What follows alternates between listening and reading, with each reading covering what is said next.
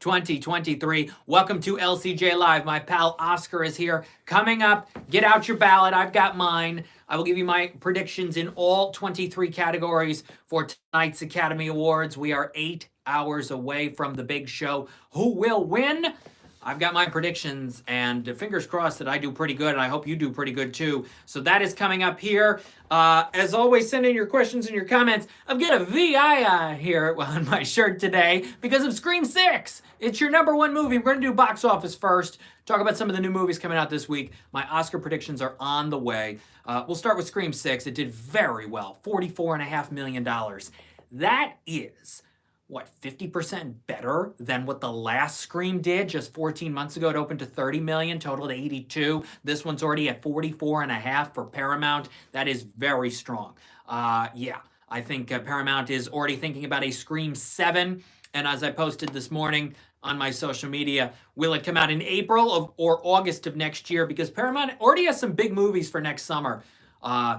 We've got If, which is Imaginary Friends, John Krasinski's new movie, in May. Mission Impossible Dead Reckoning Part 2 comes out in June of next year. And an animated Transformers movie called A New Generation will come out in July of next year. So maybe Scream comes out in April if they can get it done even quicker than this one, or August of 2024. Those are my predictions currently for when the next Scream movie will come out, because they have to greenlight another one. This is a huge open.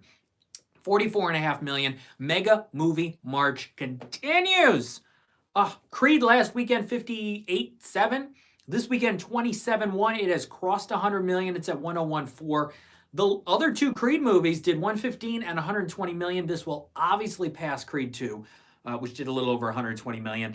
MGM and Amazon are thrilled. In third this weekend with a respectable 12.3 million is 65 from Adam Driver and Sony and the writers of A Quiet Place. Look, this was PG-13 counter-programming to the R-rated Scream 6. And I think when we all heard it was moving around the calendar, it was not always a great sign. It was in April. Then Sony moved it to next weekend, March 17. But it would have gone up against another PG-13 movie, Shazam. And Sony decided just a few weeks ago, let's move it to March 10. It ended up being a smart decision, because if it opened next weekend, I think it would have done less than half of this. Seriously. Could have done about 4.5, 5 million. It ends up doing 12. I think it's a terrible movie, and I don't think Scream 6 is very good either. But Sony is kind of happy this weekend with 12.3 million. They will take it for 65.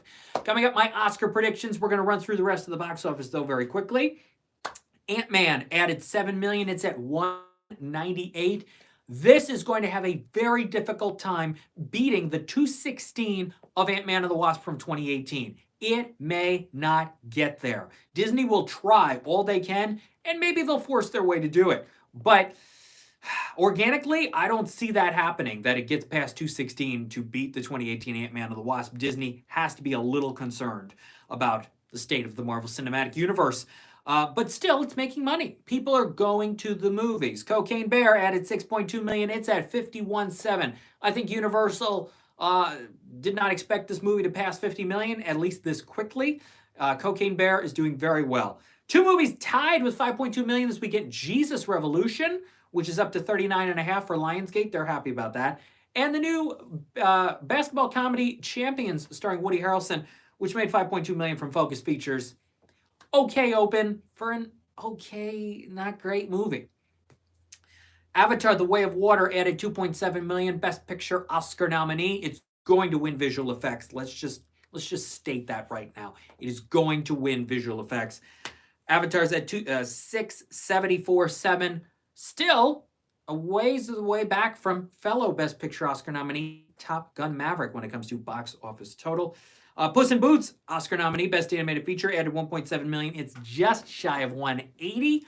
And rounding out your top 10 this weekend, I believe, is the Demon Slayer anime movie with another 1.5 million. It's at about 14.5. Operation Fortune added 1.3 million in its second weekend. It's made 5.6. I don't think Operation will sneak into the top 10, but that is your top 10 as of now, with a huge Scream start and a very strong Creed 3 and a respectable 65.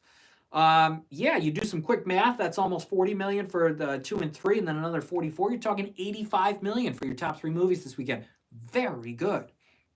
So This week in theaters, of course, is Shazam! Fury of the Gods. It's been almost 4 years since the first Shazam movie, which opened to 53.5, totaled 140, so it didn't have really strong legs back in 2019 for Warner Brothers, but here we go with another Shazam. I think it's going to be number one. Scream could drop down to 20, and Creed will make maybe another 15, maybe a little less. Shazam will be your number one movie next weekend. How high? I think Warner Brothers hopes it'll get to the 53 of the first one, but we will see. But maybe families looking for something else. Some families went to the first Shazam. They may go to this. I could see this new Shazam doing at least 40. I can see it. Continuing on with Mega Movie March, Shazam. We've got John Wick Chapter 4 and then Dungeons and Dragons and Mario right after to kick off April. So it's a big time for theaters, and I think Shazam will do well. Also opening in the theaters this week is Moving On, which is the Lily Tomlin, Jane Fonda movie. I'm really not allowed to say my opinions until at least tomorrow, but this is a unique movie. It's a unique movie because it tries to blend multiple genres and twists up at least one of them. And I will have further thoughts later this week on Moving On. I watched it last night. It's only 85 minutes long. We'll see how it does with roadside attractions. Obviously, these two ladies, known for Grace and Frankie and 80 for Brady, just released by Paramount, is making about 40 million total. This will not do the numbers of that, but we'll see if it brings in the older audiences this coming weekend. At home, you have a couple options. One is Boston Strangler, which I have also seen, which I am strictly not allowed to talk about until tomorrow. But I've seen Boston Strangler. That's on Hulu Friday. And on Netflix Friday is The Magician's Elephant, new animated film adapted from Kate DiCamillo's novel. I'm a big fan of Kate DiCamillo's work, and I enjoyed this movie. And I talked with the director and the producer of it, Wendy Rogers and Julia Pister, animationscoop.com for that Q&A, and for that LCJ Q&A podcast episode at lcj.podbean.com, and lights-camera-jackson.com.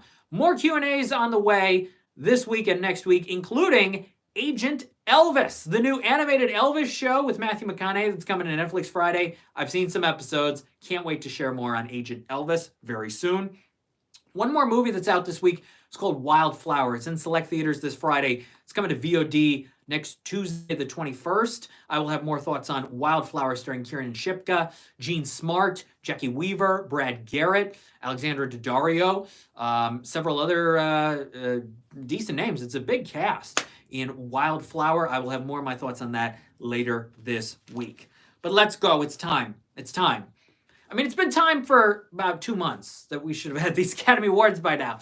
But here we are. It's finally time for the 95th Oscars. It's tonight at 8 o'clock on ABC. Jimmy Kimmel hosting. Lady Gaga not performing, and I think that's going to hurt the ratings. My official viewership prediction is 14 million. I think it will do better than the 2021 show, which had 10.4, but not as good as last year, which was 16.6, and technically it was only 15.6 until the slap. And through statistics and research, and everybody went through the numbers and the timeline, and basically once news got out that Will Smith slapped Chris Rock, then about 1 million, a little less, but about 1 million people who were not watching the Oscars tuned in for the remainder of the show to see Will Smith win Best Actor. So 16.6, it was technically 15.6 until the slap. I'm going to go with 14, not as high as last year. My predictions in all 23 categories. If you have your ballot, get it out. Here we go. I am just going to go in reverse order of this printable ballot from ABC. Best Original Screenplay will go to Everything Everywhere All at Once. If you have comments or questions on a specific category or a nomination or who will win, send them here if you're watching live on YouTube Live for the Oscar predictions. Original Screenplay will go to Everything Everywhere All at Once. Adapted Screenplay, your winner will be Sarah Polley for Women Talking. Visual Effects, lock. Avatar, The Way of Water. Achievement in Sound, Top Gun Maverick. And I do believe this will be the only win tonight for Top Gun Maverick. Would I love to see win Best Picture? Yeah, that'd be fun. But I think its only win tonight will be for Sound. Live action short film, An Irish Goodbye. Animated short film, I've seen all of these. I have interviewed the directors of all these. An ostrich told me the world is fake, and I think I believe it. Is very funny. It's a Student Academy Award winner. My Year of Dicks is about relationships. It's very good. Ice Merchants, incredible, visually stunning, deep story. Could win. The Flying Sailor, nice film. Has some emotional moments to it. I think your winner is The Boy, the Mole, the Fox, and the Horse. It's on Apple TV Plus. It's produced by J.J. Abrams, based on a book. It's sweet, it's sentimental, it's gentle, it's 35 minutes, it's memorable. They all are, but I think that's your winner. But don't be surprised. Last year was kind of a wide open race too, and it ended up going to The Windshield Wiper. Very good short. Any one of these five could win. Has a legitimate chance for different reasons. And I think The Boy, the Mole, the Fox, and the Horse, which won the BAFTA, won several Annie Awards, I think that's your winner. Brian and Charlie Video. What's the biggest snub this year in your opinion, Lights? I was at Walmart the other day looking at some DVDs of movies and going, oh my gosh, I can't believe that didn't get nominated for anything. That didn't get nominated for anything. That didn't either. The Woman King not getting nominated for anything I think is crazy. It's a good movie. Viola Davis is very good. Some technical nominations could have received as well. Daniel Deadweiler was very good until. If you look at some of these other categories, yeah, there's a few other. Paul Dano. I didn't like The Fabelmans, but I think everybody thought Paul Dano would get into supporting actor. There's a few others. As I go through a few other categories, things will hit me. Tom Hanks for A Man Called Otto. He should be in that lead actor category. That, to me, the timing was really good on Sony putting it out. I thought he had a shot. We'll go to production design. Babylon. Babylon is your winner. Babylon has 3 nominations tonight. I think it's winning 2 of its 3. I really do. Could even win all 3. Production design is a win for Babylon. I'm going to save Best Picture. Best Original Song in a Motion Picture will go to Natu Natu from RRR. Original Score, Justin Hurwitz for Babylon.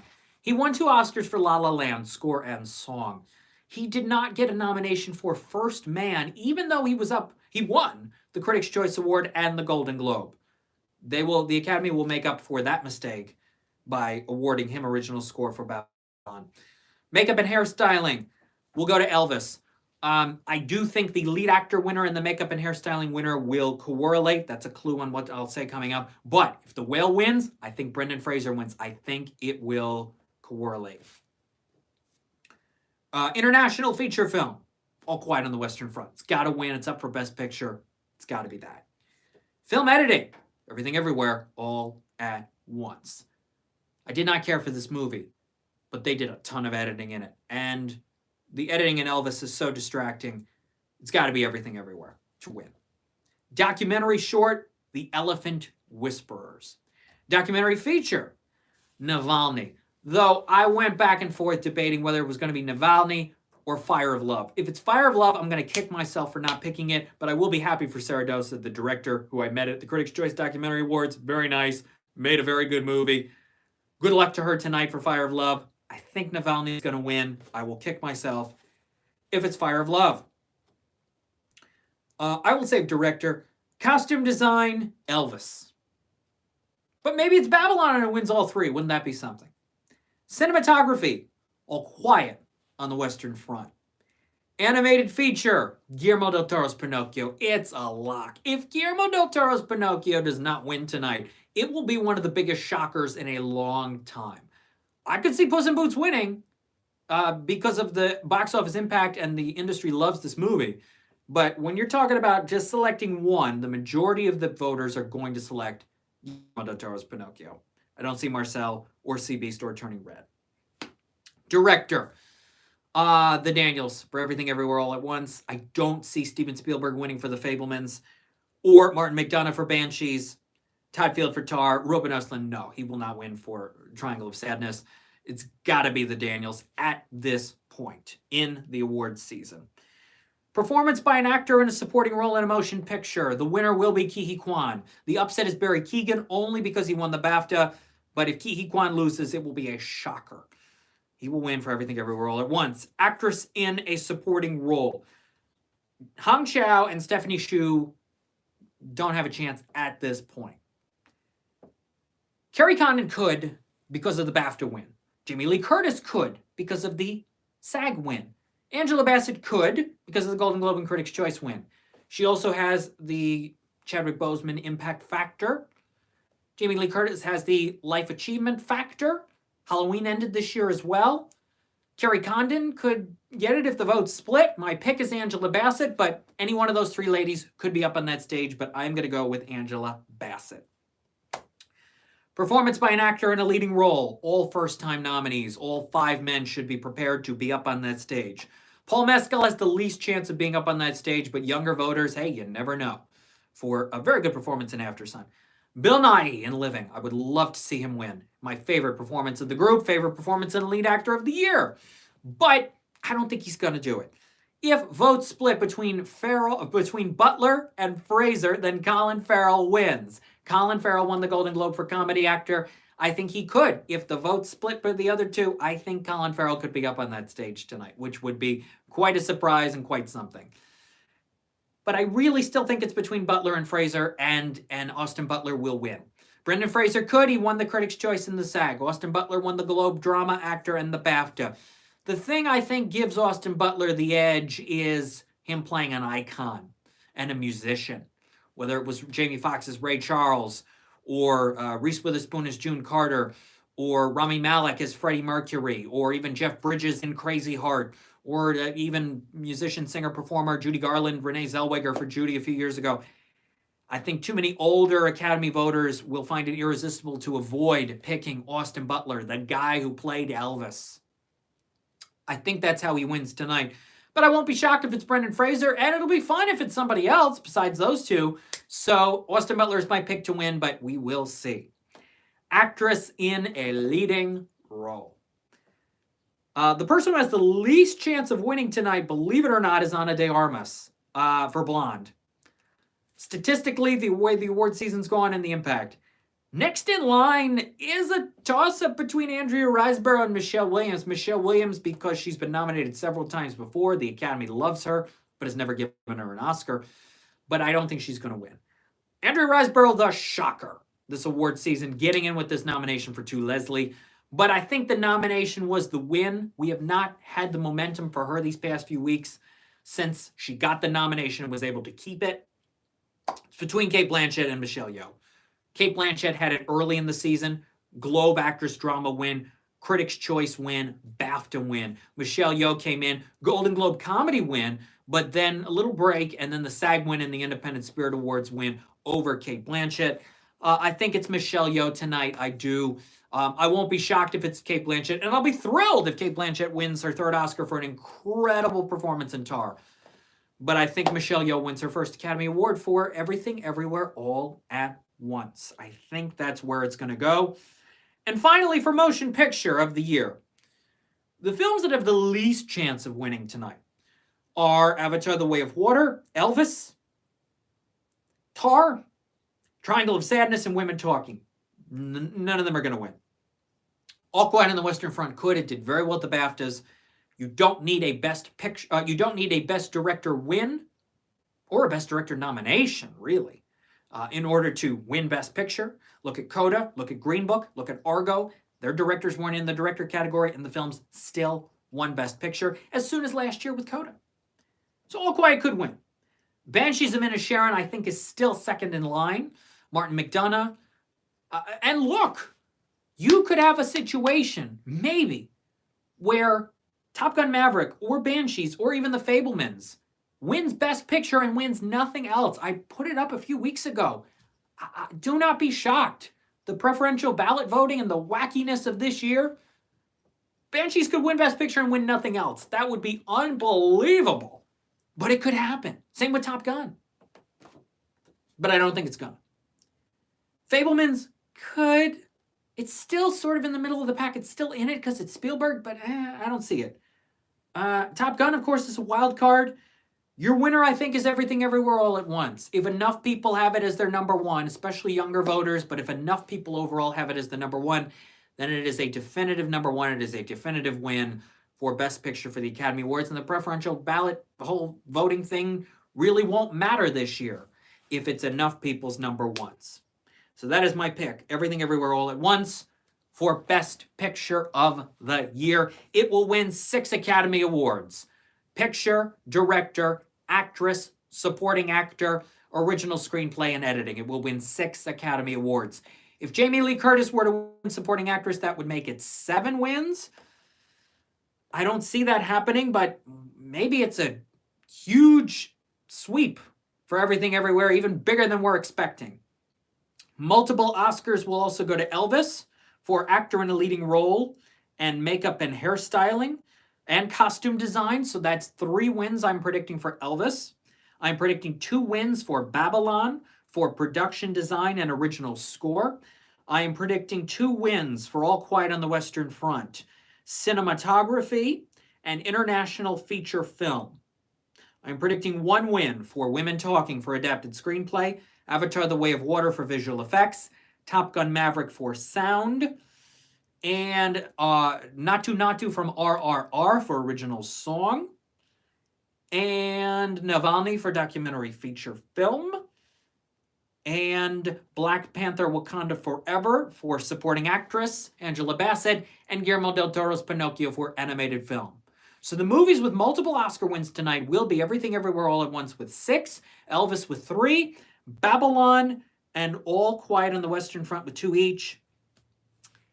And unfortunately, movies that will get shut out tonight include Tar. Ugh, I can't believe it. Tar will get shut out tonight. The Banshees of Inisherin, which got shut out at Critics' Choice, will also get shut out tonight. Triangle of Sadness won't win anything. Living, unfortunately, won't win anything. The Batman, which has multiple nominations, will not win anything. Fabelmans will not. What else will not win an Academy Award tonight? A lot of the same movies. The Whale. I don't think The Whale will win anything tonight. Empire of Light has 1 nomination. Bardo has 1 nomination. Mrs. Harris Goes to Paris. I think I'm pretty much to Leslie Blonde. Causeway, Brian Tyree Henry, sole nomination for that. After Sun, sole nomination for Paul Mescal. They will all win. Those movies will win nothing tonight.